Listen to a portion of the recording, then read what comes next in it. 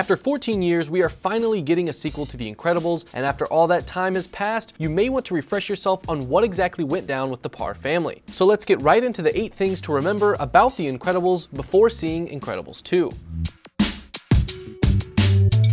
First, let's remember that superheroes, or supers as they're called here, are in fact real, and in the world of The Incredibles, people know they exist. At one point, supers were even out in the open working hand in hand with law enforcement. We don't know why or how some people have superpowers, but with the flashback in the opening moments of The Incredibles, we know that they were an accepted part of society. The National Supers Agency, or NSA, is the government division in charge of employing supers and dictating their actions. But this brings us right into the fact that supers are also illegal. After the public began suing for the damage and injuries caused by supers fighting crime, the Superhero Relocation Program was created. The NSA was tasked with placing the supers in a sort of witness protection program, and they were no longer allowed to use their powers. Even with these laws, Mr. Incredible, known as Bob Parr, eventually couldn't help himself and wants to be a superhero again. He listens to police scanners in order to find crimes in progress and foil them in secret. But it's these vigilante activities that get him noticed by Syndrome and puts his family in danger. A returning character you should keep in mind going into Incredibles 2 is EDNA Mode, the superhero fashion designer. She creates custom outfits for supers that are equal parts practical, given an individual's powers, and equal parts stylish, though remember,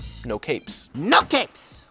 No, go on. The original Incredibles film showed Violet and Dash learning to use their powers. With superheroes in hiding all their lives, the family adventure that takes place in The Incredibles is the first time the kids get a real chance to use their powers. Expect to see those powers continue to grow in Incredibles 2.